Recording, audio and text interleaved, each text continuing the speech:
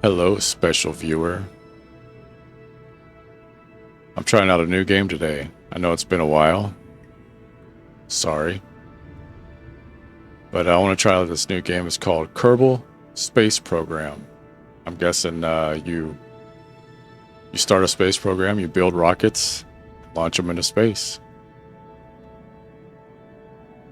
And here we've got, you can start a new game, which I was going to jump into, but then I saw the training here and thought, well, maybe I should go through the training first. Because I don't know what the hell I'm doing. So we'll start with the first one, getting started with and basic construction. This tutorial, presented by famous rocket scientist Werner von Kerman himself, covers the basics of rocket construction and the vehicle assembly building. He's waiting for you down there and is always in high demand. Don't delay. Let's check it out. Let's see what the basics of construction are. Here's Werner von Kerman. Welcome to today's lecture on vessel construction. I'm Werner von Kerman. The graphics are kind of choppy looking, huh? I did have to expand the window though, so maybe that had something to do with it. I'll have to try to figure out how I can make it look better. Anyway, whether you want to put a satellite into orbit, make a transcontinental flight, or step onto the very surface of the moon, you're going to need to build yourself a ship. It should be pretty easy, even if you're not a famous rocket scientist like myself. Okay. In this tutorial, I will first show you around the Kerbal Space Center, then take you to the vehicle assembly building where you'll learn how to construct a simple ship. We'll cover adding and removing parts, what the parts do, how to change the performance settings of the parts, which have that option, and how to control staging. At the end of the tutorial, you will have a craft fit for a quick hop from the launch pad. Quick hop. Okay. At each step, I will lock out all controls other than the ones you need for that step. If you still manage to mess up, it took even me some time to become as skilled as I am now. You can press the back button to go back and fix things. It won't light up unless you mess up. Okay. We are now at the Kerbal Space Center. I'll give you a quick rundown on how to get around. The KSC, for short, is home to the pinnacle of Kerbal endeavor and achievements for space exploration. Using the facilities you can see here, you will be able to manage your space program, create rockets and planes, track your Kerbal explorers as they roam the solar system, find exciting new uses for explosive substances. Oh, okay. And in case of emergency, hire more Kerbals. To find out about each of the facilities, you can hover your mouse over them or the facilities buttons. They show up when the cursor is outside this window. If you need to repair a structure or upgrade them in career, you can do this by right-clicking them. Take some time to hover the mouse over the buildings to see what they each are, and when you're ready, enter the vehicle assembly building. Okay.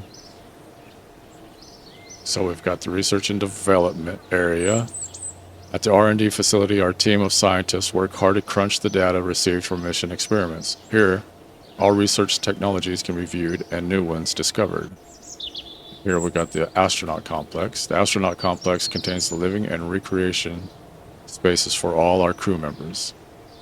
New applicants also apply here to be recruited. And this is an administration building. The administration building may not seem like a very exciting place at first, but here is where all our strategic decisions are made. And we have the spaceplane hangar. The spaceplane hangar allows construction of spacecraft designed to be launched from the runway. We've got the vehicle assembly building. The vehicle assembly building, or VAB, is where spacecraft are designed and built before being moved over to the launch pad for flight. And if I can get off of that, maybe I can, there we go, tracking station. At the tracking station, all ongoing missions can be viewed and focused. Landed craft can be recovered from here as well. Okay.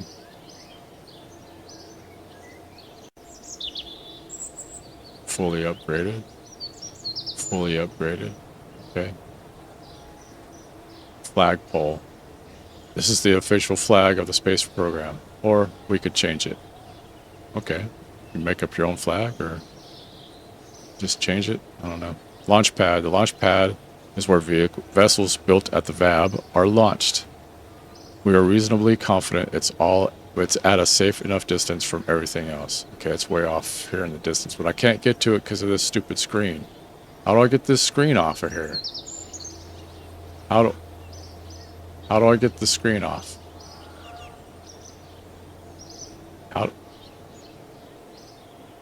Runway.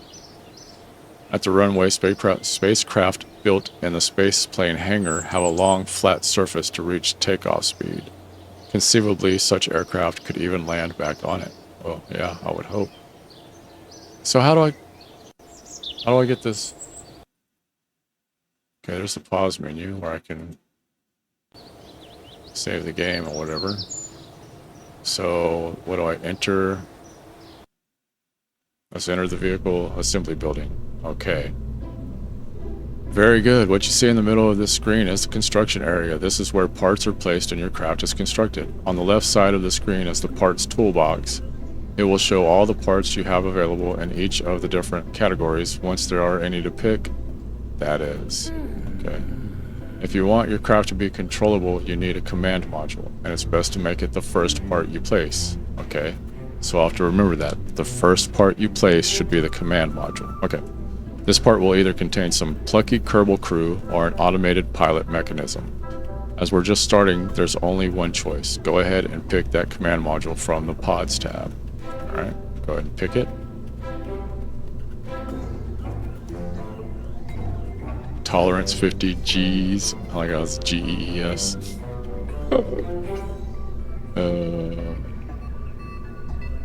Originally built as a placeholder for a demonstration mock-up of a rocket, the Mark I command pod was heralded as a far safer and more reliable option than its predecessors by rocket scientists throughout the world. It is now commonly seen in active service. Okay, we'll pick that. Okay, it goes there. Okay, nice. After at least one part is placed, you can look around with the following controls. Orbit the cameras, arrow keys, okay. Or drag, or right mouse drag. Oh, okay, there we go. Okay, we can see all our little Kerbal workers down there working away. Move the camera up and down. Okay, we'll use the scroll wheel for that. Zoom the camera. Use shift plus the scroll wheel to zoom in and out. Okay, that's cool. Alright. Gotcha. I'll forget all this shit. Adding a parachute. If you'd like your pilot to be able to make more than one flight, he or she will have to return safely to the ground or water on Kerbin. Yes, that's the planet, Kerbin. Parachutes are a simple way to make sure that happens. They can be found on the Utility tab. Change tabs by clicking their icons on the left of the part list window.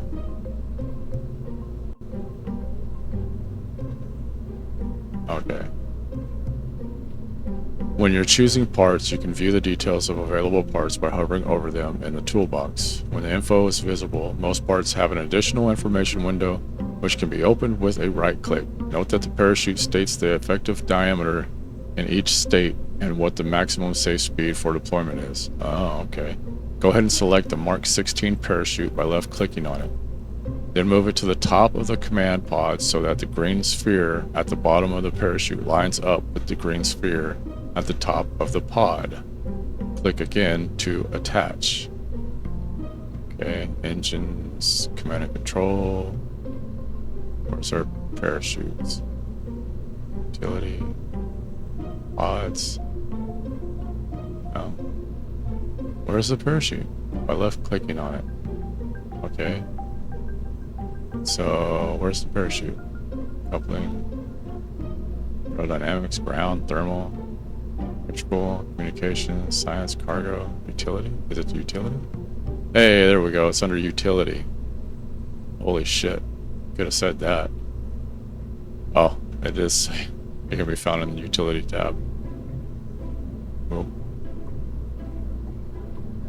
Okay. How do we... Okay, we want to place it. Boom, there we go. Next, we got our parachute. Kind of looks like the tip of a condom, doesn't it? Yeah, whatever. Okay. Next, adjusting part options. Some parts, like our parachute here, have a configurable option. To see these, we need to right-click on the parachute we just attached to the pod. Do that now and you will see available parameters. Need to right-click. Well, I could if... Okay, here we go. Minimum pressure 0.04, altitude 1,000. Okay, so at 1,000 feet is when we deploy it. On the parachute, you will see that we can adjust our altitude and the atmospheric pressure at which to open. That setting can be quite useful on distant worlds. For now, let's check that the opening height on the chute is at least 1,000 meters. Okay, looks good. Whoa, whoa, whoa. We want it just 1,000. Just 1,000. There we go. Okay, for the minimum pressure slider, move it a bit to the right to 0.2. Okay. What's it, 0.4? That's... Oh, 0. Okay, my bad. Boom, there we go, 0.2. This setting prevents the chute from activating until the atmospheric pressure is above the configured value. On Kerbal, 0.2 is about 9 kilometers in altitude, so even if you stage early and arm the parachute, it will wait until then to activate. Okay. You can hide these options by right-clicking on the background scene or picking up another part when there's one available.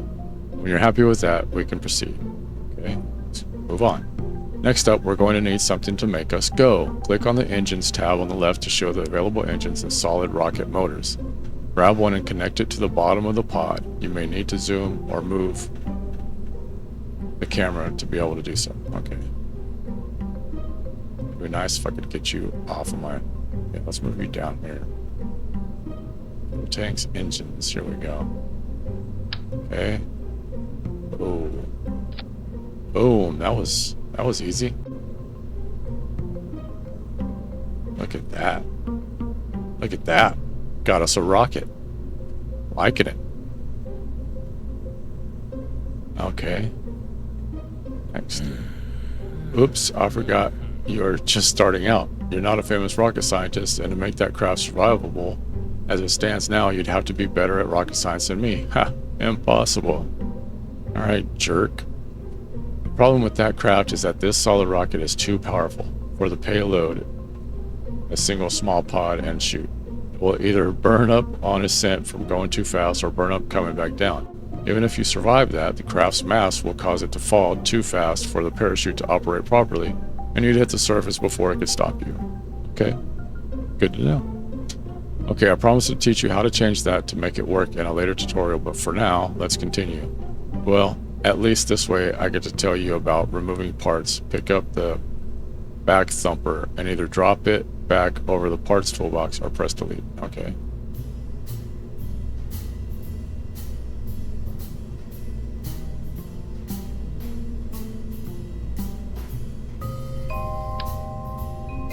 Oh, okay. There we go. Got rid of it. Right? There we go. Okay. Next. Instead, let's add the solid motor that's a better match for a ship of this size. At the start of your career, you will have what I consider rubbish parts. Literally, the motor here looks like and may well be a converted trash can. Okay. That said, it does have enough oomph to get this little craft moving skyward and quickly. As you progress, you will be able to unlock more engines and other parts. For now, though, let's pick up the RT5 flea and connect it to the bottom of the pod. The flea. Hey, there we go. There we go. That's a little bit better, I guess, huh? Okay. Next. Nice one. You built the simplest survivable craft possible. We could go launch this right now, but it might be safer to explain one other thing first. In the bottom right, you will see the staging rack stack. It's the box with the number 0 and icons for the parachute and engine in it. That stack shows us which parts will be activated as we stage our rockets. What this shows is that when we activate the next stage, both the engine and the parachute will be triggered. While it could be considered funny to open the chute and fire the motor at the same time, it's not going to give you much of a flight. Okay. To fix this, we need to separate the engine and chute into 2 stages. If you mouse over the 0 stage, you will see a little plus and minus appear to the left of the box. Click the plus button to add a new stage. If you add too many, click the minus button on the extra ones to remove them. Make sure you have precisely 2 stages. Okay. Let's add a stage. Let's get you out of the way so I see what the hell I'm doing. Okay. Okay, I did that. I added the stage, right? And we can... There we go. Now we have 2 stages. Got it. Okay.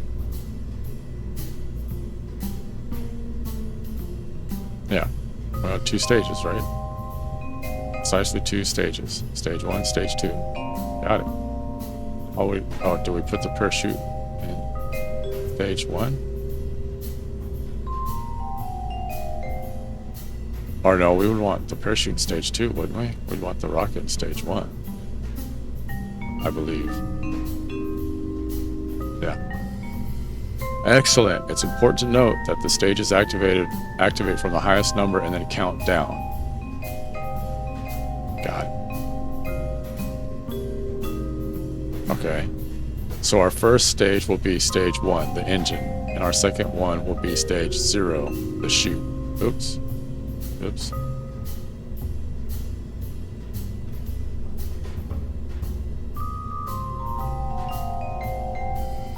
There we go. Okay. Right? Stage 1 will be the engine. Yeah, stage 0 will be the chute. Okay. Okay, so now I get it. Alright. Now drag the engine icon from stage 0 to stage 1 and give our pilot some comfort. I did. Wait. Oh, yeah, I did. Okay. That's it. We now have a safe, well, relatively safe craft that's ready to go. Let's make sure that if we need this design again, we don't have to build it all from scratch.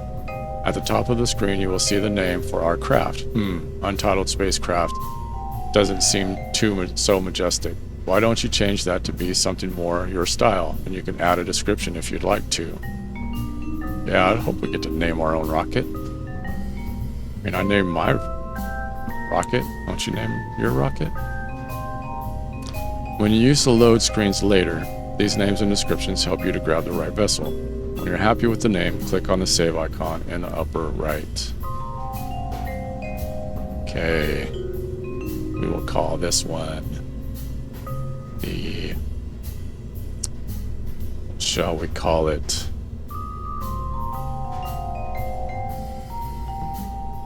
What shall we call it? Stubby. Stubby 1.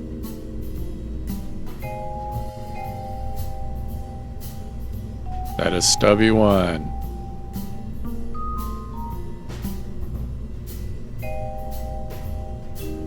Click save. Alright. Excellent work. Feel free to play around with the parts and techniques I've shown you. When you're ready to continue, press the red button in the upper right to exit. Back at the training menu, try the Flight Basics tutorial to learn how to fly this little craft. And then the intermediate construction tutorial can teach you more about the editor. Okay. Cool. We created our first rocket. Sweet. Let's leave.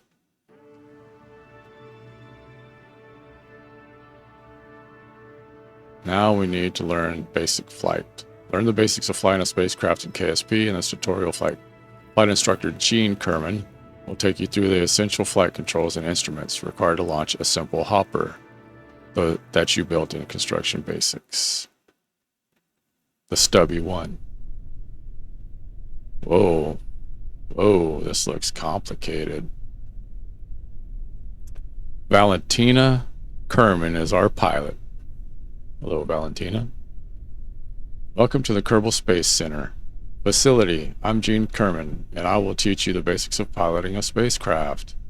I trust you've already checked the basic construction tutorial. If not, I recommend you do so before going through this one. Today we will do a run through of all the important controls for your spacecraft. Our little hopper from your basic construction lesson with Werner may not have all of them, but we'll do a full run through once and see how it flies.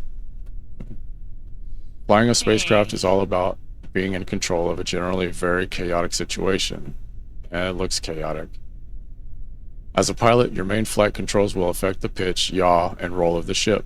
Let's look at those first. All of the other controls will be locked until they're needed, or this tutorial is closed. Okay, pitch, yaw, and roll are the three directions you will rotate your craft. To help you visualize these, we've taken a holiday snap of the hopper below. The stubby one. Okay. You control your ship's rotation using these controls. S and W is for pitch up and down. A and D are for yaw left and right. And Q and E are for roll left and right. By controlling pitch, yaw, and roll together, you can keep the ship in a controlled flight. Try it now and notice the indicator on the lower left side move as you provide the inputs. Okay. There's our pitch moving. Oops. There's our yaw. Yaw, yaw, yaw, yaw. and there's our roll. There's no like, you just have to kind of tap, tap, tappy, or just full on. Okay. Nice. Throttle plus pitch, yaw, and roll are the main controls you need to master for a successful crash-free flight. We'll skip over the throttle control for now as this vessel has no need for it. Don't worry, I'll explain it another time when it's of use. Remember that all these controls have a limited amount of effectiveness, so bigger, heavier ships will probably respond much more sluggishly to the controls than a little small one, like the stubby. It's also good to keep in mind that as stages are separated from the ship, it will become lighter, and this will usually mean easier to control. Next, let's look at the rest of the flight controls. In flight, all of the planning you put into the staging sequence of your ship comes into play.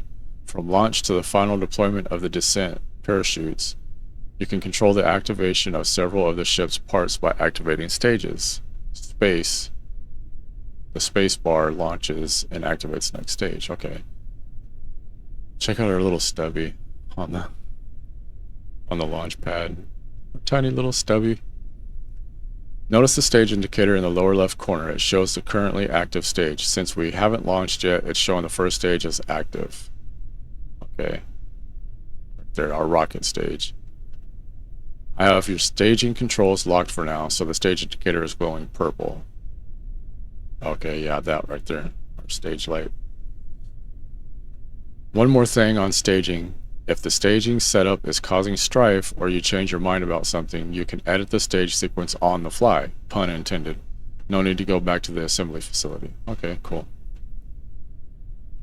An important part of flying is knowing how your ship is oriented and where it is going. That's why a good pilot is always aware of the ship's altitude, where it is pointing, and its velocity vector, where it is going. These aren't always the same direction, and as your skills improve, you should pick up on these. Okay, so this is our nav ball. A big round instrument on the lower center of the screen is called the nav ball. This device sums up most of the critical information needed for proper death-free flight. Okay, so I'm guessing if you get into the red, that's bad. Don't want to get into the red. All this other shit, I don't know. We don't need it. Here you see the ship's nose is in relation to the horizon. Okay, so this is the ship's nose. Got it.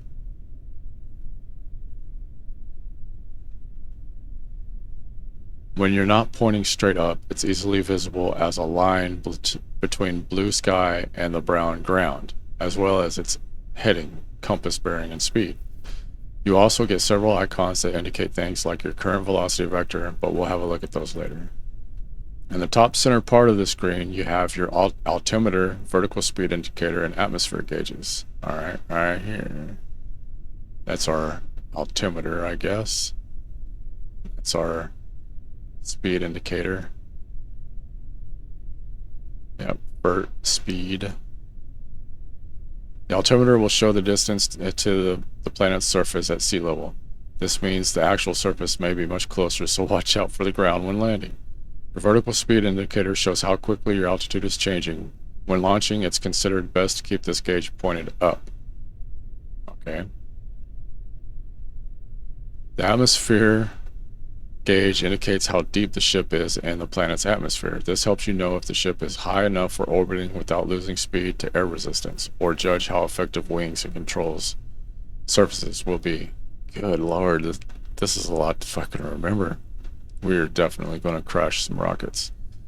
One last thing before we give this rocket the green light. In the staging stack, you can see the indicator for your parachute. This indicator shows when the chute will be activated by staging. You already know that. But the background will also change color to indicate when it is safe to stage the parachute. And the foreground, the parachute bit of the icon itself, will change color depending on the parachute's state. Note, however, that by default, parachutes will not deploy when unsafe, even if you stage them. Okay. So you got that, the icon where it's at now, and then yellow, red. I'm guessing we don't want red, blue, green, and then the red chute. The left three show safety. Safe, risky, and unsafe. Okay. To deploy. The chute is unstaged, white, in the left three. The right three shows state after staging. Armed, deployed, and cut or shredded. When you are familiar with chute icon colors, we can move on. Okay, yeah, I got it. Safe, risky, unsafe, armed, deployed, and tore the fuck up. Got it. Ready to launch. Okay. Our stage light's blinking. Okay, enough talk. I'll unlock the flight controls and you'll be clear for launch. At any time you may press escape to pause the game. In the pause menu you can restart the flight or end this tutorial. Choose end scenario and return to the main menu. For now, get yourself prepared and hit space when ready to launch. Don't forget our hopper has only a solid rocket motor, so there is no throttle control. That's why we didn't review the throttle here. Make sure to fly in a nice high arc and enjoy the flight. Oh shit. Here we go. Okay, I think okay, we got pitch. Yaw. And roll. Here we go. And T minus 3, 2, 1.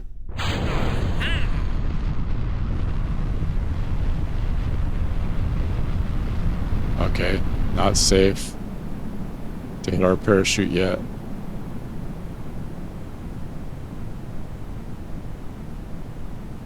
We're still cruising pretty good. Still cruising pretty good. Our rocket's gone. We're dropping our chute. We're still climbing. Maybe I shouldn't have dropped my chute. It's yellow. Why is it yellow? Our hopper's not supposed to go this high, is it?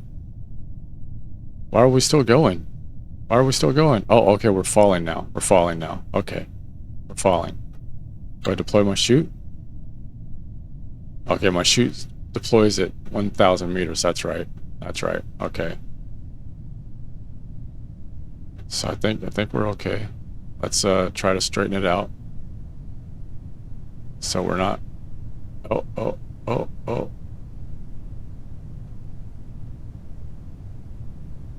No! Whoa. We don't need to be flipping around. Okay, that's our roll.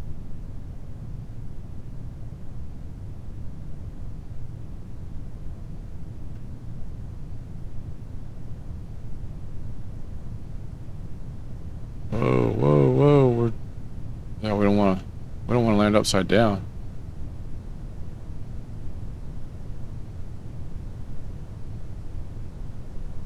We keep flipping it around, man. I'm not trying to flip it around.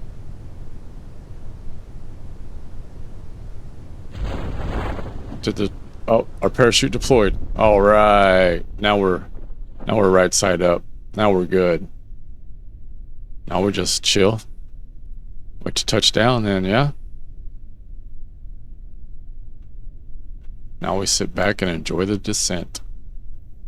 Oh, Valentina's loving it. She's over there shaking her arms and shit. Dancing in her seat.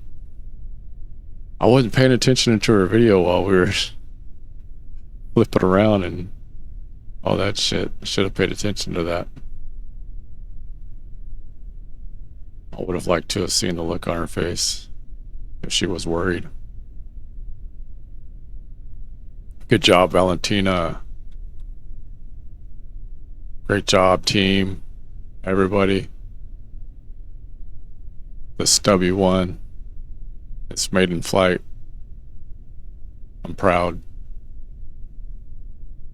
Well, it takes a minute to touch down, doesn't it? And we are down. Hey.